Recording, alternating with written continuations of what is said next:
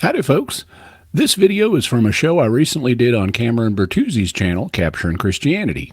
If you like it, do all the YouTube things to let YouTube know to show the video to others. Be sure to like, comment, and share the video. And I am trying to grow my channel, so be sure and subscribe and hit the bell notification. Don't forget to check out Capturing Christianity and support the work that Cameron is doing there.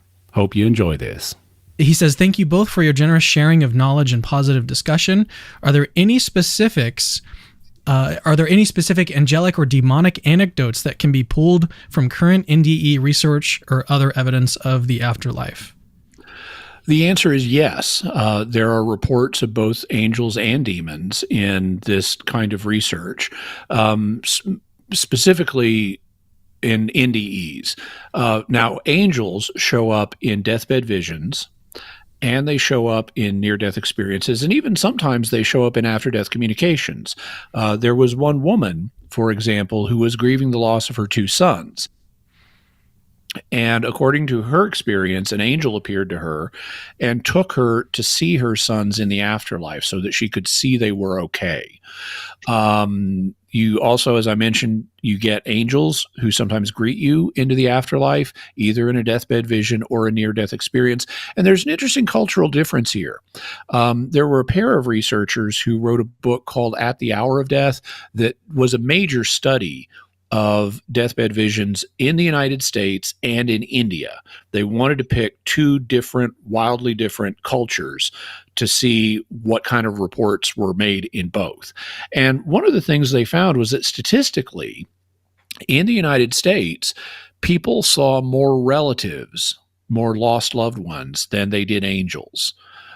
By the way, also another point that's different than hallucinations, when people are having these deathbed visions and near-death experiences, they don't hallucinate people who are not dead. You know, they don't like see their living sister or their living boss or their living son in the afterlife. They only see people who actually are in the afterlife, which is another sign this isn't just hallucination. But in America, we see a lot more relatives, a lot more loved ones welcoming us into the afterlife, and not as many angels, though they are there. In India, it's the reverse. In India, they see a lot more angels, or yamduts, and only sometimes see relatives. And the researchers speculated this might be because of the standoffishness of Indian parents compared to American parents and so forth, who are more demonstrative of affection. But that's an interesting cultural difference that's out there in the data. In terms of demons, where those tend to show up is in negative near-death experiences. They don't so much show up in deathbed visions, although something like them does with some yamduts in India, because in India the belief is if you've lived a bad life, the yamdut who comes to get you is going to be frightening. And so some people will report a frightening yamdut. Of course, here in the West, we have frightening angels too. You know, do not be afraid is one of the things angels in the Bible are known for saying, because they can be scary too. Just because it's scary doesn't mean it's a demon. But in the actual negative NDEs, you do have reports of demons tormenting people, or at least menacing them. There's a famous one by a woman named, I believe it's Nancy Evans Bush, who she was giving birth and she was having a difficult birth, and she had a near-death experience during the birth. And she seemed to fly out into darkness, which she perceived as if it were kind of like outer space. And she sensed an immense separation between her and God.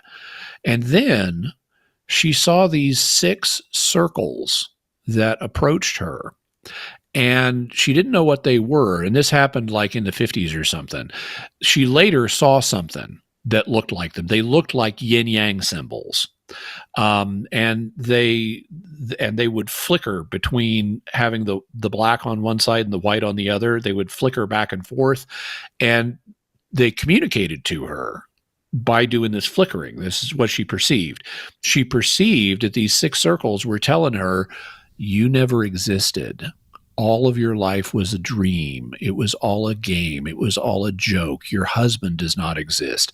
Your baby does not exist. None of it is real. It is all, you don't exist. It is all a joke. And they tormented her in this way. And then she ended up back in her body. The doctors were able to restart her heart. And this was at a time when near-death experiences were not yet being researched, much less negative ones. And she had to live with this for a long time. But I'll tell you what it sounds like to me. It sounds like an aerial toll gate, as described in Eastern Orthodoxy, where the soul is taken on a journey to heaven and at certain points is challenged by demons who try to torment it, particularly with knowledge of previous sins.